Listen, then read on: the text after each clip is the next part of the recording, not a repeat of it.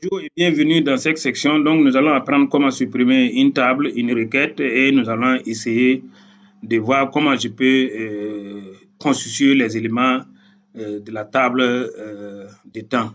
Donc, ceci dit, nous avons dupliqué de deux manières. Donc, à la fin, je décide de ne pas avoir besoin de cette table. Donc, je vais la supprimer. Voilà. Donc, la table date in, je l'ai supprimée et je vais garder la table date. Donc, j'enlève le 2. Voilà. Et maintenant, nous allons essayer de travailler sur cette table. Qu'est-ce que nous voulons faire? Nous voulons, à partir de la date, trouver le mois, l'année, le trimestre, le semestre et ainsi de suite. Voilà. Donc, c'est ce que nous allons faire. Donc, nous allons nous positionner sur la table, la colonne date, et nous n'avons plus besoin des autres colonnes qui se retrouvent ici dans la table vente. Et nous allons ajouter de nouvelles colonnes pour en faire en tout cas des colonnes de cette table date. Donc, nous allons supprimer les autres colonnes. Donc, nous nous trouvons donc avec la table date. Alors, donc la table date, elle va nous intéresser beaucoup plus quand nous allons aller dans l'analyse des données et quand nous allons faire la modélisation. L'objectif de cette table, c'est de regrouper en tout cas toutes les tables sans doublon, bien entendu, et maintenant à partir de chaque date, identifier le mois, l'année, la semaine si nous voulons, le trimestre et ainsi de suite. Voilà, donc ceci dit, nous allons dans un premier temps supprimer les doublons pour avoir des dates uniques. Donc nous l'avons déjà vu, donc je clique droit et je supprime les doublons. Et à partir donc de cette colonne date, nous allons apprendre ce qu'on appelle dupliquer les colonnes. Donc nous allons cliquer droit et nous allons dupliquer cette colonne. Voilà. Donc la colonne que nous avons dupliquée, nous allons transformer ça en année. Donc pour que ce qui va s'afficher dans cette colonne soit seulement 2018 ou 2019 ou 2020. Donc nous pouvons examiner pour voir, il y a combien jusqu'à 2020. Donc, ceci dit, lorsque nous voulons faire ça, nous cliquons sur la colonne date et nous devons aller sur transformer les données. Donc, dans la colonne transformer, nous allons voir l'icône date vers là et nous allons cliquer sur la liste déroulante et nous allons voir les différents types de modalités. Donc, nous allons sélectionner année. Donc, ce que je veux, c'est année. Donc, il va donc transformer la date en année et nous allons renommer ça année.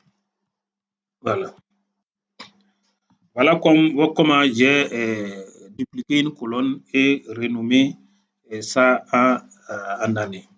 Donc, on peut faire la même chose pour mettre les mois. Voilà, donc on va dupliquer toujours la colonne date, s'il vous plaît. On duplique la colonne date, dupliquer la colonne. Et cette fois-ci, je vais aller dans l'onglet date et voir mois. Donc, dans mois, j'ai deux possibilités. Donc, si je clique mois, c'est le numéro du mois. Si je clique nom du mois, ça va me mettre en janvier, ainsi de suite. Donc, dans un premier temps, donc, nous allons prendre nom du mois.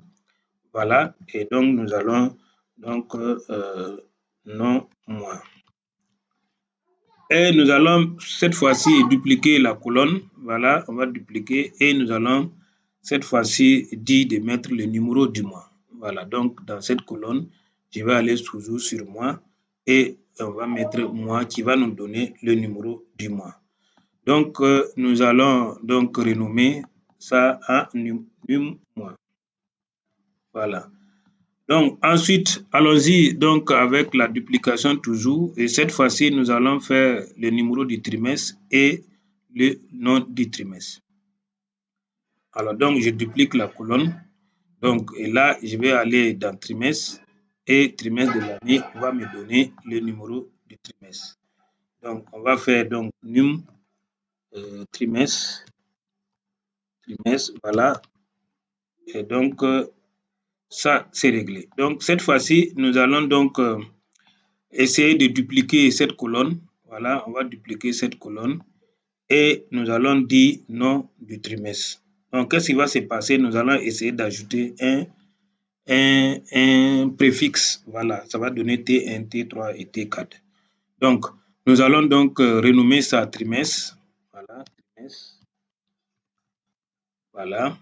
Et là, nous allons donc demander à Power Query d'ajouter un préfixe. Donc, nous allons retrouver notre colonne format. Voilà, et nous allons ajouter un préfixe. Et voilà. Donc, le préfixe que nous allons ajouter, c'est T. Donc, on aura T1, T3 et T4. Voilà, donc nous avons ajouté les trimestres. Faisons la même chose pour la semaine. Voilà. Donc, nous allons dupliquer donc, la colonne. Voilà, dupliquer la colonne. Et nous allons aller donc dans table et nous allons faire semaine de l'année. Donc, semaine de l'année, on a le choix de choisir cette semaine du mois. Donc, nous allons sélectionner semaine de l'année. Ce qui se passe, qu'il va donner ici le numéro de la semaine. Donc, nous allons mettre num semaine. Donc, num semaine que nous allons dupliquer. Voilà, que nous allons dupliquer. Et nous allons ajouter un préfixe pour mettre S. Donc, nous partons dans notre format et nous allons ajouter ce préfixe S. Voilà. Naturellement, il a changé le type de données et donc nous allons renommer l'entête de colonne en semaine tout simplement. Voilà. Voilà comment nous pouvons dupliquer une table et travailler sur la colonne dont nous avons besoin et créer la table des temps. Donc, vous aurez dans la prochaine vidéo que nous allons passer un peu à la modélisation des données. Retenez que toutes les étapes que nous avons appliquées sont ici. Donc, avant de continuer dans la modélisation des données, vous allez faire le même exercice sur la table données T4 et T3. Voilà, et vous aurez le sujet dans votre tableau de bord. Voilà, à bientôt pour la suite de cette formation.